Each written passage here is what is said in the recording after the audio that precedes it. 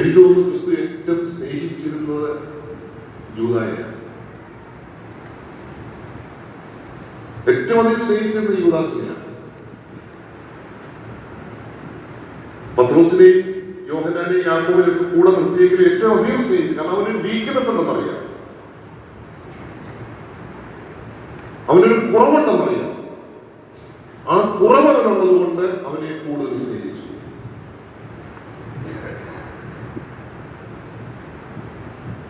നല്ല അധ്യാപകർക്കറിയാം, ഒരു ക്ലാസ്സില്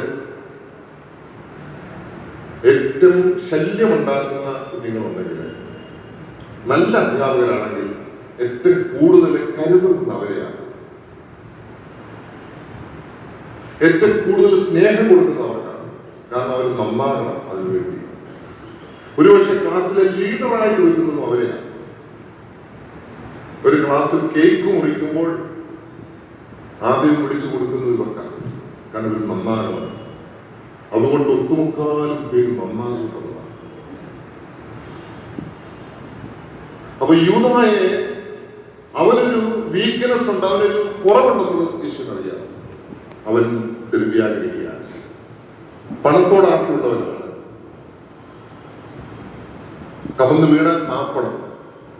യേശു കണ്ണടച്ചാൽ കൈയിട്ട് വാരും എന്ന് യേശുവിനറിയാം.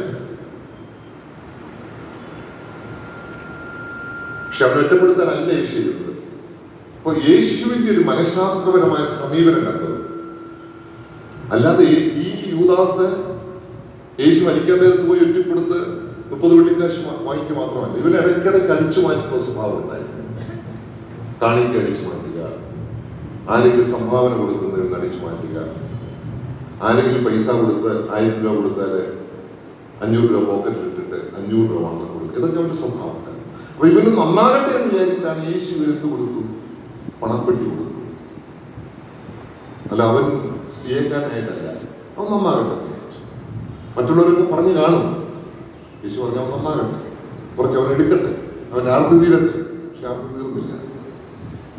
ഈ 12 ശിഷ്യന്മാരോടൊപ്പം യേശു അത്താഴം കഴിച്ചപ്പോൾ യേശു അപ്പം മുറിച്ച് വീഞ്ഞിൻ്റെ അകത്ത് മുക്കി കൊടുത്തത് ഒറ്റയാക്കേ ഉള്ളൂ, അത് യൂദാസിന്. മറ്റാർക്കും കൊടുത്തില്ല. പത്രോസിനും യോഹന്നാനും ഒന്നും കൊടുത്തില്ല. അപ്പം മുറിച്ച് വീഞ്ഞിൻ്റെ അകത്ത് മുക്കി അവന് വായിൽ വെച്ച് കൊടുത്തു യൂദാസിന്റെ. ഇവനാണ് ഇത് കഴിച്ചിട്ട് പോയി ഒറ്റിക്കൊടുത്തത്. നമ്മൾ രണ്ടാമത് മനസ്സിലാക്കിക്കോണം, നമ്മൾ സ്നേഹിക്കുന്നവര്, നമ്മൾ കരുതുന്നവര്, നമ്മൾ അപ്പം മുറിച്ചു കൊടുക്കുന്നവര്, നമ്മൾ ചായ പിടിച്ചു കൊടുക്കുന്നവര് നമ്മുടെ കൂടെ നിൽക്കും എന്ന് നമ്മൾ ആരും പ്രതീക്ഷിക്കുന്നു. നല്ലത്, നമ്മുടെ ക്ലേശ സമയങ്ങളിൽ അവർ നമ്മളോടൊപ്പം ഉണ്ടാകും എന്ന് വിചാരിക്കുന്നത്. ഈ അപ്പം മുറിച്ച് ഈ 12 പേരിരിക്കുന്നിടത്ത് 11 പേർക്ക് കൊടുക്കാതെ യൂദാസിന് മാത്രം കൊടുത്തു. അവരിത് വാങ്ങി കഴിച്ചിട്ടാണ് അവൻ പോയത് യേശുവിനെ കുറ്റിക്കൊടുക്കാൻ.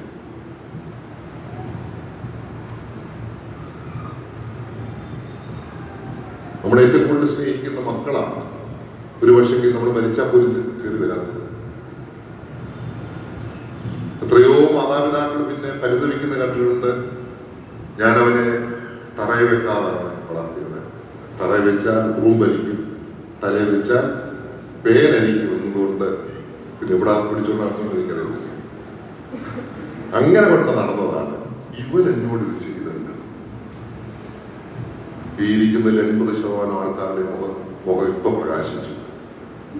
കാരണം നിങ്ങളൊക്കെ അനുഭവത്തിലൂടെ കടന്നു പോയിക്കൊണ്ടിരിക്കുക. നമ്മൾ ഏറ്റവും അധികം സ്നേഹിക്കുന്ന മക്കളെ നമ്മളോട് ചെയ്യുന്ന ചെറുപ്പക്കാരായിട്ടുള്ള അമ്മമാരും അപ്പന്മാരും ഒന്നും വിഷമിക്കണ്ട. കാരണം സമയമായില്ല നിങ്ങൾക്ക്. ആറ്റ് നോറ്റ് പള്ളി വരാതെ പ്രാർത്ഥിക്കാതെ മക്കൾക്ക് വേണ്ടി ജീവിച്ച് അവരൊക്കെ അവിടെ കിടപ്പുണ്ട്. മുതിർന്നവരൊക്കെ ചെയ്യുന്നുണ്ട്. ഒരു ഫോൺ വിളി സമയമില്ല. എന്നാലും എന്റെ മോനിത് ചെയ്തില്ല. ഞാൻ അപ്പം മുറിച്ചു കൊടുത്തത്